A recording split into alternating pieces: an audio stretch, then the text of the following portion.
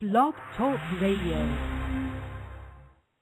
Welcome, living beneficiaries, to the show for living beneficiaries, the House of Hidalgo show on the Estate Radio Network. Prepare for the most educational 60 minutes on all of radio with your host, Rick Hidalgo. The House of Hidalgo show can be followed on Twitter or Facebook by searching House of Hidalgo. Find the show on the web at www.therockofsalem.org. Sign up for the newsletter, and while you're there, take the 5-question survey to let us know what you think. The Estate Radio Network is part of the Blog Talk Radio family of networks and can be found at www.blogtalkradio.com/South Dakota DP.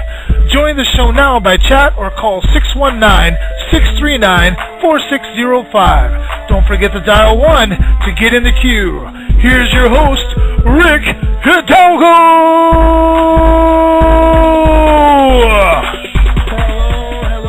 Hello, ladies and gentlemen. This is Rick Hidalgo. I am the host of the House of Hidalgo show, and I am also known as Eugene Richard of the House of Hidalgo on Facebook, so you can find me there. I want to just point out real quick before we get into this good stuff that we got coming on tonight that you can go to www.therockofsalem.org and you can catch all the archives there. But also, I need you to go there and kind of click around, get used to it, figure out what all is there, and just check out the survey. Take the survey. Let us know what kind of material that you're enjoying. You've made it very obvious that health and wellness is what you're looking for. That you want to engage in some patriot talk. You want to find out what's real, what's not. You're all about truth. Obviously, my listeners are all about truth because you guys have come through with flying colors every time I have a naturopathic doctor or an herbalist or even somebody talking about the history of the United States and the corporation, all that kind of stuff. You guys really, really get into it, and I just want to thank you all for being there for me as a new host. I only started in May, and it's been incredible ride already. But the ride only gets better from here because tonight we have our good friend Dr. Patrick Hatwan, naturopathic doctor / teacher / lecturer. He is going to come in and he's going to give us some new information that he's found out here recently, and then he's going to go into some other things that are very important for you to know about your own health. Without any further ado, let me bring him on the show here. Got to push the right button. No, here we go. Patrick Hatwan, are you there with us? Yes, I am. Good to be here tonight. Well, I appreciate you coming back on. This is, I think, the third time I've had you, and each time more and more people are getting addicted to your style and your information, and they're appreciating all that you bring forward. So thank you for what you do. So without any further ado, we're just going to go ahead and dive right into it. I saw that you were posting something the other day about some new information pertaining to heart disease, and I thought it'd be great if you came on the show and shared that with us, at least to begin with. Well, yes, I was, and it's good to be here, and thank you for the invitation, Rick. You must have some pretty good and astute listeners, and for that we're grateful. Heart disease, obviously we know it's, I'm going to call it pandemic, and I will say at the outset here that almost 50% in the first sign or first symptom of heart disease, 50% of those are instant death. And that's a significant number when you consider the fact that let's just talk about any chronic or degenerative disease. There isn't anything that can kill us so fast with so many warning signs that go unheeded or unrecognized or even undiscussed as instant death by heart attack and the symptoms associated with it can generally be located with a magnesium or an iodine deficiency. One of the things that I'm studying deeply right now is the relationship of fluoride, which is a halide chemical, along with iodine, bromide, and chloride, that the enzyme degradation from fluoride is exceedingly severe, and it's a magnesium stripper. And when we look at electrolytes, of course, we look at magnesium and chloride and sodium and potassium, and those are essential for electrical charge in the body. But when we have a stripping of one of those major elements, which would be magnesium, with what is told to us to be a very healthy, beneficial, and significantly important additive to the water, being fluoride, when it degrades enzyme activities, when it strips magnesium from the body, and this can be over a long, long period of time, it isn't the blood magnesium levels that we're worried about so much, but more importantly, the tissue. And if we talk about heart being a tissue and the energy requirements being related to magnesium sufficiency, fluoride becomes a very critical and dangerous element. And it's never considered in heart disease. So one of the things that I'm going to do tonight is I'm going to speak very, very extensively from one of my mentors, Dr. Mark Circus, and he's got a couple books that I've studied over the course of the last 7 or 8 years. It's called Transdermal Magnesium Therapy. He's got 2 editions, and I'll speak from the 2nd edition more than anything tonight. I'd also like to say that there's a couple things related to heart disease, directly related to magnesium, and then we tie that in with inflammatory conditions. And if we're deficient in magnesium, we are not synthesizing or utilizing insulin. And underutilized or unutilized insulin is inflammatory. It lays down plaque in the arteries, and that inflammatory and plaque condition can do several things.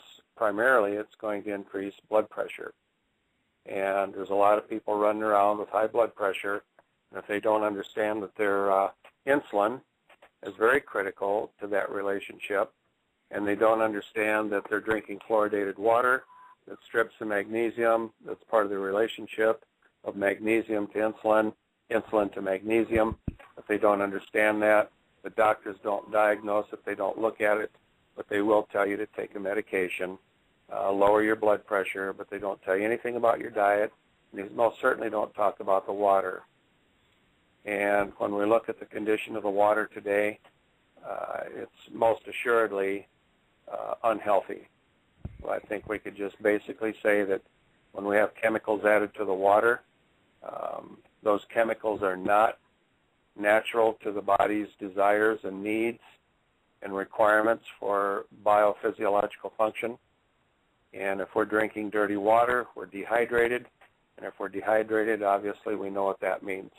And that can turn into chronic and degenerative disease as well.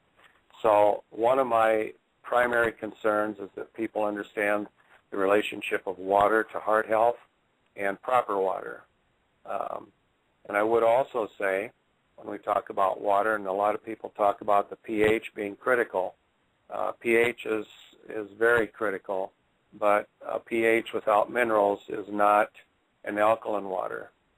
If we're mineral deficient, or if we've got contaminants in the water, specifically, and let's look at one that's very crucial and very negative, we're looking at aluminum, which is a +3 on the positive charge. Aluminum will produce blood rouleau because the blood will clump, and if we have clogged microvascular circulation, just consider all the capillaries, the microscopic capillaries that feed and serve the heart tissue. If those are blocked because they're not getting sufficient blood flow, they're not getting sufficient oxygenation and nutritional delivery, they're not then getting sufficient waste product removal, carbon dioxide, oxygen transfers, those all add up to heart disease. So when we look at the relationship, and I'm going to direct a lot of my discussion tonight to magnesium, but when we look at the relationship of magnesium to heart health, if we ignore it, we're basically, I can just say we do so at our own peril. And one of the first things I'd like to do is just make a quick statement, and it's from the American Heart Association. It reports that there's roughly 60 million Americans that have one or more types of cardiovascular disease leading to the cause of death in the United States. And that could be related to blood clots, blood flow to the heart, starving it of oxygen, and of course the heart muscle begins to die. And in a small percentage of those cases, the blood flow that is cut off is due to vasospasms, which are arteries and that serve the heart. Those walls contract suddenly, and when that happens, then we've got a severe reduction.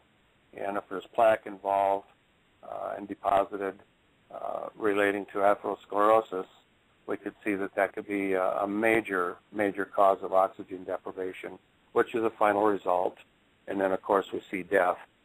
So when we look at magnesium, if magnesium is a vasodilator, meaning it relaxes the arterial side of circulation in the body, we can reduce blood pressure, we can improve blood flow, and we also see that diets that are low in magnesium have a 50% higher risk of sudden death. And again, we point back to half of the first symptoms of heart attack are death. So that's a significant consideration. And we also know then that magnesium is a natural calcium channel blocker. If we have proper levels of magnesium, then calcium doesn't aberrantly affect us. And, of course, calcium functions correctly when there's proper magnesium. It tightens the muscle. Magnesium relaxes the muscle. And those two are very critical with each other. So magnesium basically has a stabilizing effect on membranes. It has a stabilizing effect on muscle and also nervous tissue. And I guess I could probably say that in cardiology, magnesium would be a silver bullet against heart disease. And that's a pretty significant statement. So when we look at magnesium, one of the things that I learned from Dr. Circus is that there's three elements that are absolutely essential for life, and I think I've mentioned this to you before, Rick, is water and air, and those are number 1 and 2, and I'm not sure which one will be number 1 or 2. If you're out in the Sahara Desert and you don't have any water, it looks pretty critical. But if you're about ready to drown and there's no help around, air looks real significant. So you can interchange those depending on your situation. But when we look at magnesium, there is no condition that would alter its position on the critical nature of how significant it is in our lives. Right. And one of the things that concerns me greatly is that when we have calcium tests done, they test tissue. But if we would test magnesium, it's always serum or blood. And that's basically a useless test. And the reason I say that is because the blood or serum level of magnesium is very, very, very, very tightly regulated. And if it deviates even 0.1%, there will be enzyme actions that are instituted by the body to pull tissue magnesium to balance the blood. And if you're deficient in serum magnesium significantly enough, within 3 minutes you could be dead. It's that critical. So we look at magnesium as a very crucial, very powerful element for life. And when you see intracellular calcium elevated and a deficiency in magnesium, you could pretty much say that people are going to be seriously ill, or there's an acute or chronic infection. And part of your plan should be then to restore magnesium. And I like to say that there's several kinds of magnesium that we should look at. And, we're aware that there's magnesium citrate, magnesium orotate, malate, the various chelated forms of magnesium. Those are oral form, and we generally will not be able to get enough magnesium to replete the body because it's going to take several months to bring that tissue level back up. I talk to people about the hole in the boat. So if you can imagine, when you get up in the morning, your boat has a hole in it the size of a thimble. And at the end of the day, that hole is as big as a quarter because of the stress that's on the body, the demands for magnesium, energy production. We've got a lot of people that are out there and they're involved in extreme exercise. Some people, I've got friends here in town that they'll go out and bike 150 miles a day. They'll go to the gym and spend 3 to 4 hours a day, and there's a tremendous requirement for magnesium, not only for the muscle requirements and energy production, but when we look at every hour of extreme physical exertion, we have 8 hours of inflammatory repair, and magnesium is required and implicated in that process. So we see this as, it's just vastly overlooked, underrated, and very crucial that we pay extreme attention to this. And we also need to know that then, based on the calcium relationship, if we have good vitamin D levels, vitamin D and calcium and magnesium all play a role with each other. I want to make another statement here, and when blood vessels are constricted, the heart's going to have to work harder. And because of that, what we see is an elevated blood pressure. And so it's critical, if the magnesium isn't present, that we understand that high blood pressure may not be necessarily corrected with the medication. Chances are very good that that medication is loaded with it's a fluoroquinolone, okay? Or it's going to put stress on the body because that medication is a toxin, and that toxin is going to have to be excreted, and magnesium is required for that process. So if we understand that, that's a cascade of negative events, a simple approach is magnesium. And according to current European treatment guidelines, there is no neuroprotective treatment that's recommended for stroke patients. Okay? One of the things that we see is if within that golden hour magnesium is administered, that's a crucial approach to preventing damage and then allowing for the potential for recovery. So I include stroke in this discussion too, because stroke is a function of vascular processes in the body, clots, for example, Sure. What we talk about, TIAs or transient ischemic attacks, and those could be constrictions, maybe momentary constrictions, and that isn't necessarily a clot, but it prevents blood flow. If it's in a crucial area of the brain or the nervous system, we could have a problem. And that's all tied to magnesium as well. I don't know if you have any questions, Rick, but that's kind of a general overlay. Okay. Well, yeah, I just had a couple thoughts while you were going through that, and I guess I'll ask the one that's more related to disease here first. You were going through all these different diseases that were or can be attributed by a severe lack of magnesium, and we up here in the Great North, we see all kinds of cases of MS that just pop out of the woodwork. Is that another one of those deals that's associated? Well, we see MS as basically a toxic assault to the nervous system, and if the body is not ridding itself, doesn't have the capacity to excrete those toxic assaults, maybe there's heavy metals involved. There could be chemicals. Some of the agricultural chemicals are very, very likely to create MS. We also see MS as an autoimmune disease, and one of the things that we're looking at is the electricity in the body. Okay, and when we look at electrolytes and proper balance of electrolytes in the water, we're going to tie magnesium to that. And again, that's a dehydration issue that might be contributing to that process, to that problem. And so if we're properly hydrated, properly loaded with electrolytes, and I'm going to also look at iodine in that relationship because that's one of the halides we've got to eliminate or be able to flush or excrete the other three halides, which would be fluoride, bromide, and chloride. Those could all be implicated in this process of neurodegenerative or autoimmune neurological diseases. So I think you're probably onto something there, Rick. Okay. Well, the first thing that people up here, that I've heard anyway, outside of the scientific community, we always attribute it to a lack of vitamin D. Is that even fair to say?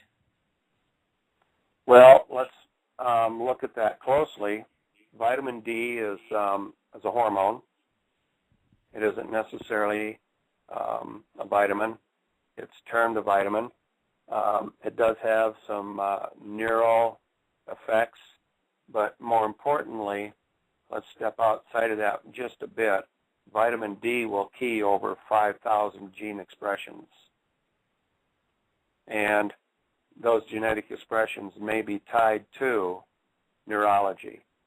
So I'm going to include vitamin D as critical. Anytime we look at health, we look at light. We look at sun.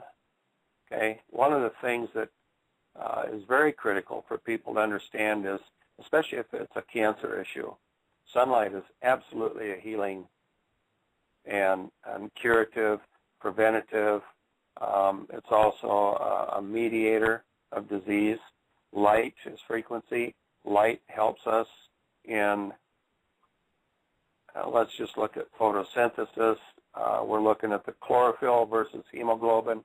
So if we've got iron binding to hemoglobin, we've got vitamin D implicated in there along with magnesium. Absolutely, those are partial elements and should be included in anything that we look at for that question that you're asking. I agree 100%. Okay, well, the only reason I asked that question is because we see a lot of those cases on the rise around here, and we never get a full picture when we look at anything allopathically because they don't do a full evaluation of your entire body, so they have no clue really what's going on. So that's the reason I wanted to ask that question. But it's a good one too, absolutely.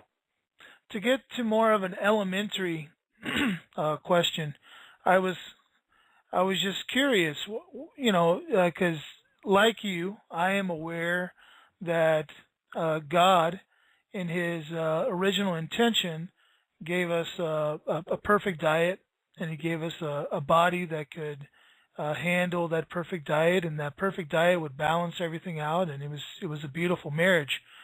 And I probably shouldn't even use that word because that's another one of those commerce words. I'm trying to get away from those words, but it was a perfect union. Okay, we'll stick with that. But what is it about our diets that's causing this severe lack of magnesium? Well, the first thing is, if we go back into, I'll do a little history here with you.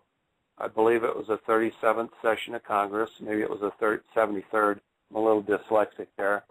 But document number 264 talks about, and it was delivered to the United States Senate, talks about the fact that the items in the grocery store could no longer be called foods because of their nutritional depletion. I believe that was in 1937.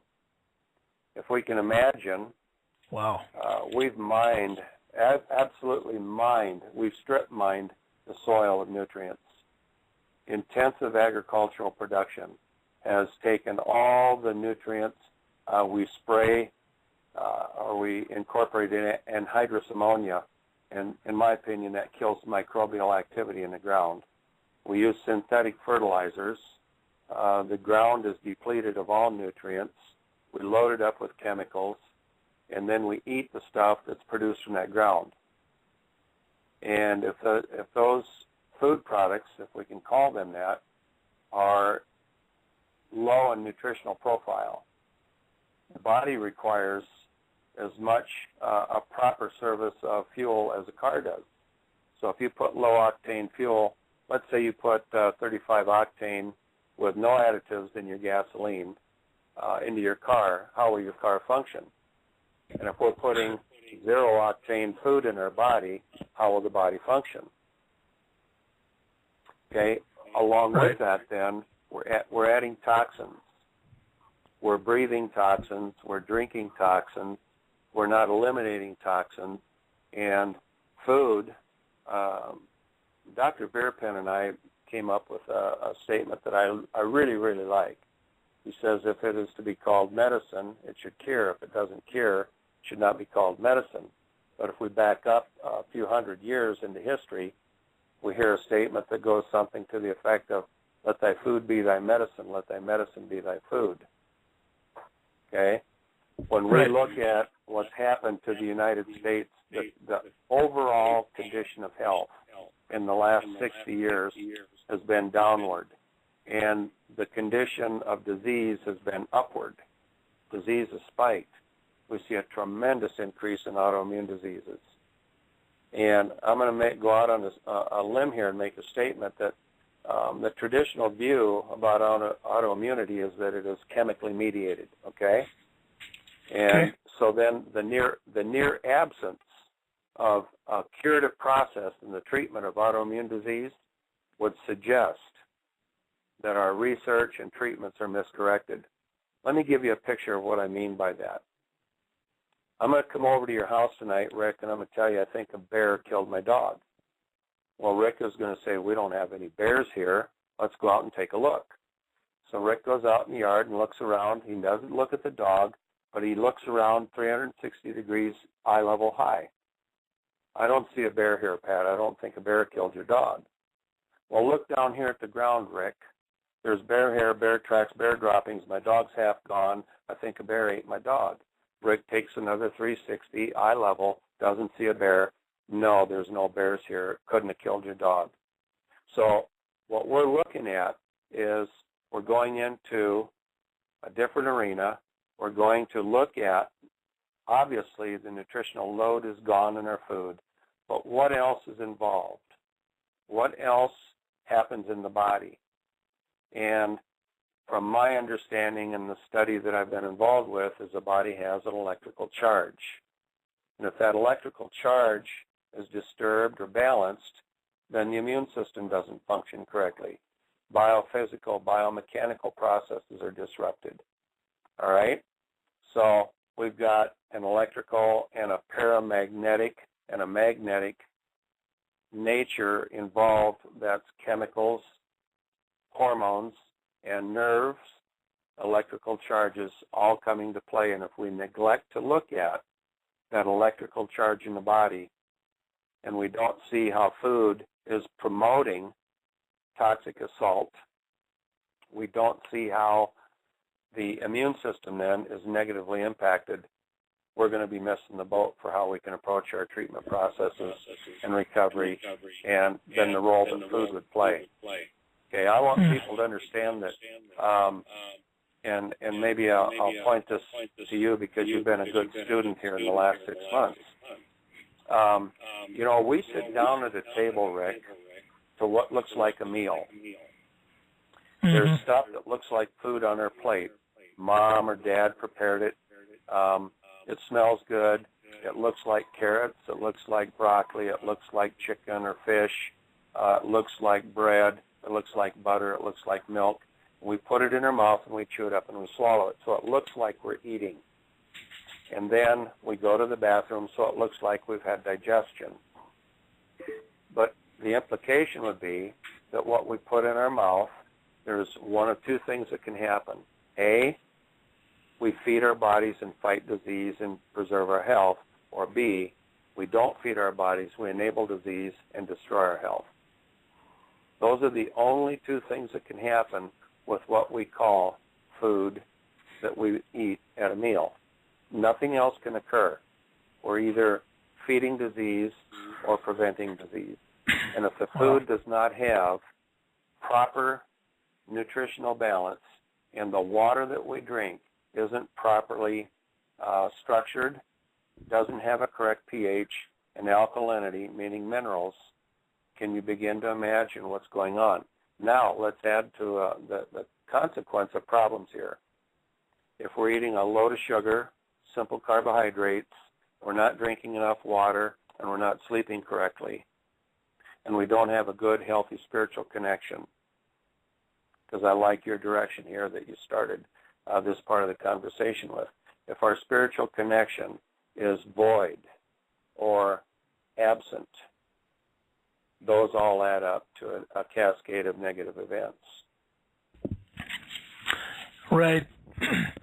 It's almost a second law of thermodynamics when you get Absolutely. into it. Yeah. Yeah. I'll tell you what, Dr. Hatwan, I got to take a quick commercial break, and then we'll be back in about 2 minutes. So if you want to get some of that good alkalized mineral water and come right back, we'll be back in about 2 minutes. All right. Do you have hopes, dreams, and goals, but don't know how to reach them? Do you wonder how you could do differently to achieve greater success at home or at work? Do you feel like something is holding you back from enjoying your life to the fullest? Are you fed up with status quo and ready for real and lasting life change? Are you wanting to start a business or expand an existing one? If the answer to any of these questions is yes, then you are ready for life coaching with Mr. Attitude. Mr. Attitude will stretch and grow you and take your life to a whole new level of success by equipping you with the tools to help you to accomplish more in less time, get and keep your priorities in line, gain greater happiness and joy, face your fears, plan for success, be more assertive and confident, overcome negative stress, deal with negative thinking, set goals you will achieve, and more. Mr. Attitude specializes in results producing. Life strategy coaching for the personal side of your life, small business coaching for those who want to start a small business or build a stronger small business, train the trainer coaching for those who aspire to become a motivational professional speaker. Call today and reserve your appointment with greater success. 605-450-1955. That's 605-450-1955. Or email Bob at MrAttitudespeaks.com. That's MrAttitudespeaks.com. Mr. Attitude is committed to your success. All right, we're back. This is the House of Hidalgo show. I'm your host, Rick Hidalgo, and we are on today with Dr. Patrick Hatwan, who is a naturopathic doctor and lecturer-teacher. He actually prefers to be known as a lecturer-teacher rather than doctor because of those little three-letter agencies that like to harass people. So we've been talking a lot about magnesium and certain diseases that are prone in the body based on the lack of magnesium. And just before the break, Dr. Hatwan was talking about some electrical charges that are in our body. And it kind of brought up a question, and I thought I would lead off with this for the second half of the show. And, of course, if this isn't a direction that you want to go, Dr. Hatwan, certainly we can go a different direction. But I do have an interesting question.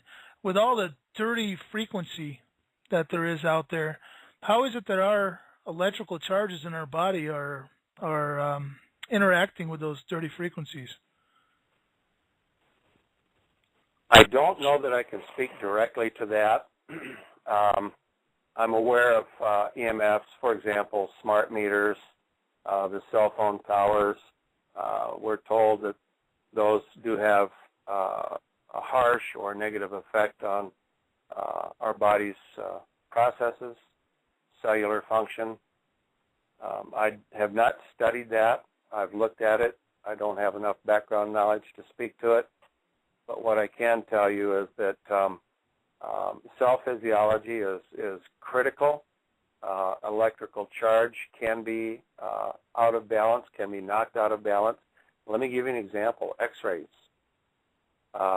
chemicals, improper foods, those all disrupt the cellular frequencies. And let's take it a step farther. Let's just look at calcification of tissue or aluminum toxicity. Those all disrupt the frequency of the cell.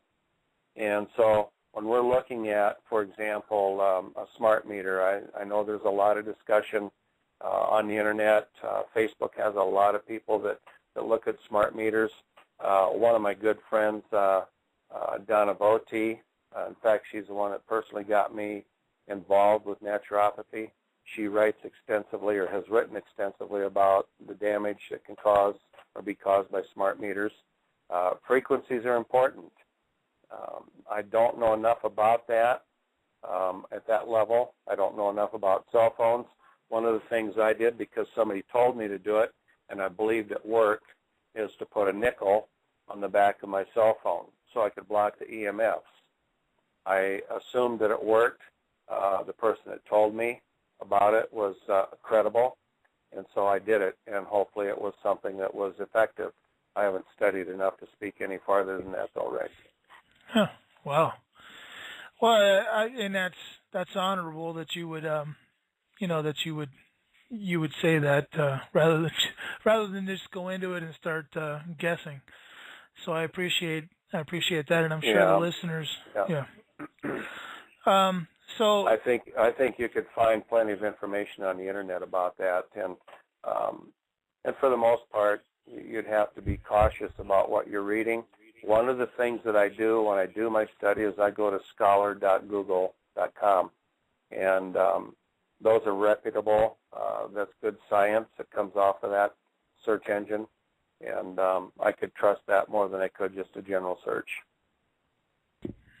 Sure, and I'm sure that when you're in a field like yours, that really means more. Because one of the things that I don't really like about Google Scholar is if you're going to do some history searching, that's a horrible thing to do, because they cancel out all the reality, and all you get is all you get is the bunk, the stuff that they want you to know. So it's right. Yeah. But right. but I understand from your perspective, and in the sciences, I could see that could be a real real good thing to go through Google Scholar. And I had an opportunity to validate some of that process, and I don't know if I mentioned this to you or not, but I was invited in to audit a PhD bacteriology on animal sciences side, veterinary sciences at the University of Nebraska, and one of the things that we did is we critiqued scientific papers, those that were presented for review, and I learned a lot about how to look at a paper, how to determine whether or not it was credible.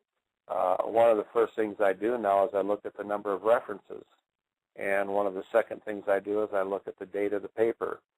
And if the paper's 20 years old, chances are real good in some of the sciences that I function in, chances are good that there's new information available, and that new information may or may not be credible. So you have to look at it from a perspective of what was their statistical analysis, was there biological significance, is there repeatability of some of the assessments and some of the statements that are made, is it theoretical, can they replicate some of the theories, were these studies replicated? And so you're right, some of these papers, some of the stuff that comes off scholar.google may or may not be credible, and you have to know how to look at your papers to determine that. Right. So, and I totally appreciate you bringing that up. Let me tie in those two worlds and ask you a question pertaining to that. One of the things that we're not being told, speaking of things that you can look up on Google Scholar and not really found out a lot of information about, because a lot of it, the information is kind of being hidden purposely, is that the extent of which the Fukushima tragedy has really really gone to, and how that affects us, and even food, and milk and all those other things. I wonder, could you? I know we've spoken about this before. Is this something that you could go into a little bit about cesium and that kind of thing? And would you be able to go down that road a little bit? Well, I'm not a radiological or radioactive expert, but I do know this. I do know this, that I do have tremendous concern. It's a big issue. I do know that, for example, and I won't speak specifically to Fukushima here initially, but the Middle East wars and depleted uranium. We're breathing that every day. The entire northern hemisphere is contaminated. We must utilize baking soda to clean the kidneys. Okay? Regarding Fukushima, we have radioactive iodine. We must be using iodine, detoxified iodine, to eliminate, and its half-life is about 8 days, so we may not have a serious problem. But, for example, plutonium and strontium and cesium, we've got to be super, super, super loading with nutrition. And some of the things that I like to do are spirulina. That's a very powerful nutritional supplement, and we like capsule form. Clean foods. No more of this business of ignoring the fact that organic may or may not taste good. I don't know where that comes from, but if we're eating clean foods and a lot of produce, a lot of greens, and a lot of colored fruits and vegetables, that'll help. We've got to be using strong mineralization. We've got to be doing indirect antioxidant support. The free radical damage that comes from nuclear contamination is huge. And if we're not doing those things, I can tell you we will be paying a price. It is a serious issue, and one that I tend not to want to overlook. In fact, I pay pretty close attention to it. So it's good that you brought that up, Rich. It's something that we all need to pay attention to. I think about a year and a half ago, I wrote a paper for people that were involved with the Republic on things that they could do to incorporate into their diets by way of supplements, and I could dig that up and maybe post it up on your page if I could find it. I'm not sure where I've got it, but I could probably do that for you if you like. Sure, yeah, and then I'll put it on the website, and people can get a hold of that. That'd be great. You bet. You bet. So, we're gonna look at high dose vitamin C, magnesium, iodine, maybe some selenium. Those are all critical. Clean water, and I can't stress enough, Rick. I tell people the city municipal water is so dirty I don't even like to go to the bathroom in it. It is really, really bad. We just got our annual city's water assessment, and I've got a friend that used to work for EPA. Is too smart. He's way, way, way too smart to remain in the system. He had to get out because he knew too much. But I asked him some very pointed questions about the water quality report, and one of the things that he said is industry sets the standards. They've written the standards up for contaminants in the water. They present them to Congress. Congress presents them to the EPA, and those standards are very, very, very, they're very forgiving of business and industry. One that's a big concern would be the benzene levels in the water. Chloramines, we're using, we're putting chlorine and another chemical in the water to produce chloramines, trihalomethanes, and those standards have been written up. And again, the water, it has to be, and I'm going to just come right out and say reverse osmosis, and then you've got to mineralize your water. And absent that, your radioactive contamination is going to be a problem. And then when you, maybe we should go one step further. When you say mineralize your water, a lot of people might think that just using table salt, that bleached, the stuff that's enriched, that might qualify as mineralizing your water. You wanna go a little further on that? Yeah, I do. When it rains, it pours is bleached and mineral-free salt, and that's the salt that, and rightly so, the medical community says stay away from that because there's too high of a sodium content, and it can lead to vascular problems.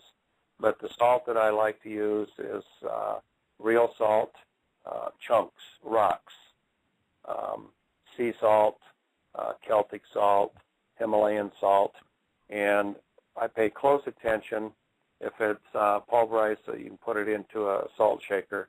I look at the label, and if the label has anti-caking agents as part of the ingredients, I don't buy it. Mm-hmm. Okay, I do not purchase table salt that has anti-caking agents.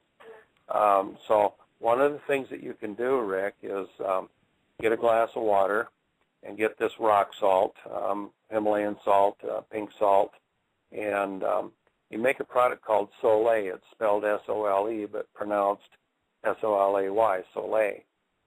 And that will be one way to remineralize the water. It probably isn't enough, but it's a good start. But you'll add, let's just start with a teaspoon of salt, stir it and dissolve it so that all the salt crystals go away. You put a little more in, and you keep adding salt until you cannot dissolve it. The water will not dissolve any more salt. Then you add just a little more so that you cannot dissolve any more salt. Now you know that, see, you want the salt in solution rather than suspension. Suspension, things will settle out and settle to the bottom or float to the top. In solution, it's there and you can't see it, but it's bound to the water molecules, okay? Just a little bit of chemistry there. Now you've got a very, very, very rich salt water. What you'll do with that is you'll take a teaspoon of that and put it in a glass and put 8 ounces of good reverse osmosis water in it. Now, when I talk about reverse osmosis, I'm not talking about a 3-stage or a 7-stage. I'm talking about a 5-stage filter. 7-stage produces almost dead distilled water. A 3-stage doesn't take out enough of the contaminants. I like the 5-stage because it does get pharmaceuticals out of the water. It gets just about everything. And then you can add the Soleil to that. There's another product that I'm working with. And when we talk electrolytes, Rick, a lot of people are going to think the stuff that you go to the store and get that pink or blue or white or whatever, that colored water. It's got brand names on it. That stuff is deadly. Okay, it is absolutely the worst thing you can buy. The food colors are bad. There's artificial sweeteners. There's sulfame in there. Those are deadly. They're excitatory neurotoxins. So we're talking about real electrolyte products. I think the people in the biking community have good access to some, but we use the guy from Texas, the former EPA scientist. He's formulated a product that has iodine and baking soda, magnesium, sodium, potassium. It's got the electrolytes in it. And that's a wonderful, wonderful addition to RO water. And that's what we're talking about when we say remineralize, either that or the salt. But it wouldn't hurt to do the salt, too. If you're getting a little bit of you feel a little bump coming on, maybe a viral hit, or maybe you got a little bacterial salt going on. You got a little Lyme's disease. It's interesting. I'm going to walk into something here. It's just a little bit off topic, but there are pathogens, viral or bacterial, parasitic, that invade the body that go undetected. And the immune system can't defend against them. It's interesting that those that do get detected, the body mounts a defense, and one of those defense mechanisms is fever. Okay, and the body's temperature elevates 102, 103, sometimes 104, 105 degrees. One of the things that we do, for example, and I'm going to speak about Lyme's, is we use the universal biomat. It's far infrared.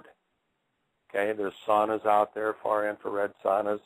That's frequency, and it raises core body temperature, and it helps support the killing process. Salt is an antibacterial. Okay, when we salt foods, generally pathogens don't take over and invade that food, like, for example, salted and preserved meats or pickles, right, things right. of that nature. Okay, so salt is a very therapeutic. Soleil is a very therapeutic. The minerals that are in it are very therapeutic. Salt of the earth, and it is a scriptural thing.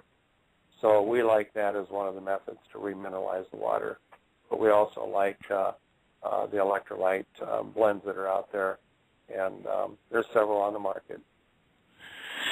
Well, I can tell you, it never fails. We get on into a conversation, and we go into something that you didn't intend to go into, but I learned something out of it. So I appreciate these little rabbit trails that we take, because I'd never heard of the Soleil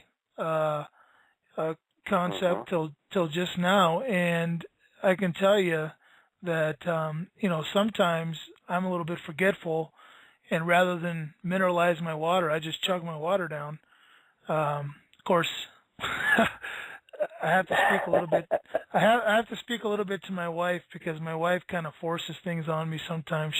She'll throw some diatomaceous earth in there, or she'll throw Very some good. baking soda in there, and she'll make me chug it down. Very good. But and that's all because of you, by the way. Well, Ruth is a sweetheart, and both of you have been very good students, and we appreciate that. I will say, too, and I know that you guys look at a couple different things in weight loss. We can breathe our way to detoxification and stripping off fat and losing weight. But one of the things you might want to pay attention to is how shallow is your breathing? How many times do you breathe per minute? And breathing exercises are something that we can all do. Let's consider a long 5-second inhale, and then a 10-second pause, and then a 5-second exhale.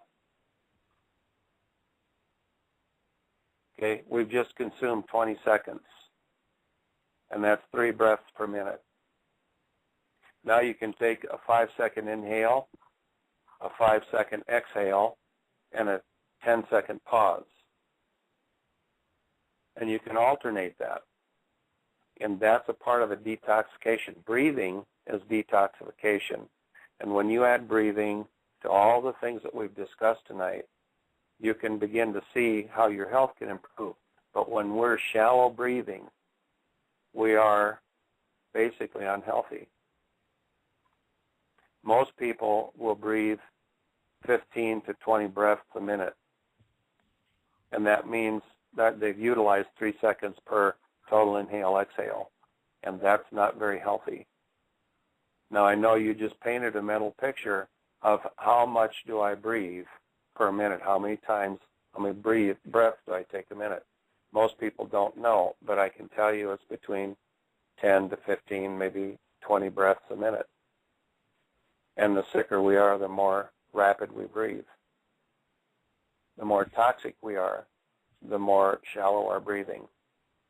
So if we can begin to look at deep breathing exercises and try to get that down, I don't know too many people that could do 3 breaths a minute. That's pretty difficult. You get pretty lightheaded. Okay? And I know you were probably trying it while I was talking there, weren't you? Well, I had to mute myself just in case you noticed. But that's another thing that we can add to our program of getting healthy. And magnesium, my gosh, Rick, it is so critical to our health, and it's free. It's free, basically. We do a couple things. I'm working with Dr. Circus right now.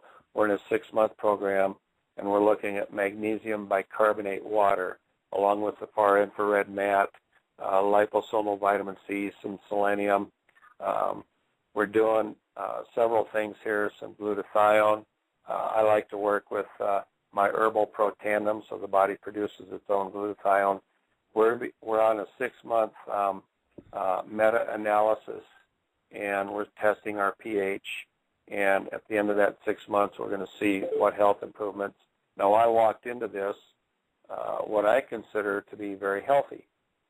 But I'm going to back up to a year ago, April. I thought, knowing everything that I know, doing everything that I do, that I was rather toxin-free. I went to a massage therapist, and she must have been very, very intuitive. My wife bought me a gift for my birthday, a 1-hour massage. And that lady worked on my lungs for 15 minutes each side. I finished my massage at 12:30. By 5:30, I started feeling a little off, and by 7:30, I was sick, and by 10:30, I was in bed. I was detoxing so harshly that it actually literally made me sick. And I learned the value of don't ever think that you're completely healthy. One of the things that I do with people, and I think you'll appreciate this, when people tell me they're healthy, I ask them, how do you know? When was your autopsy performed? Okay. The autopsy will reveal health or lack of health. So we're never healthy, especially in today's world. But if we look at some of the things that we've talked about tonight and incorporate those into our diet and lifestyle, I can tell you that you'll experience dramatic change and dramatic turnaround. Okay, well, that's good information, and I'm sure that the listeners are writing things down furiously here tonight, because you're going into all kinds of really cool concepts here. Now, there's about 3 minutes left in the program. Is there something that you'd like to maybe bring to our attention? Do you have a website, Dr. Hatwan? I never have asked you that before. We did several years ago. It did not function the way I wanted it to, and I'm talking to Randy Shannon. We may put one up toward the end of the year, but at this point in time we don't. And at our office, we work by appointment only, and we do consults on the phone. So if anybody would like to get a hold of us, they could call 402-310-7344. And here's how I work, Rick. Maybe you'll appreciate this. I like it so that people can get very, very, very, very affordable coaching. So if people use the protocol that we plug into, I don't have a fee. But if they don't want to use the protocol and they just want to chit-chat and give me an organ recital, I like to charge $180 an hour. Okay? What do I mean by organ recital? Well, this organ hurts and that organ hurts, and okay? So it's real simple. The protocol that we employ is good air, good water, good food, proper sleep, proper elimination, and a healthy spiritual contact. Okay, we look at very, very, very, very few supplements. We look at what God and nature provide first. Those are pennies a day. Then we look at a couple herbal processes, and beyond that, then it's clean up the water. You can't do anything about the air. The air is what it is, and you want to stay ahead of that. But then get rid of the city water. That's the one thing. If I direct anybody to anything, most critical element is get rid of the city water. It is designed for no life. Right. And I know that's a harsh statement, but it's the truth. Well, yeah, it's the truth. It's designed for no life on both sides. We just got our city water statement back, and they actually had to send out a notice because there was a certain bacteria that was too high, even by their standards, and that's not a good thing.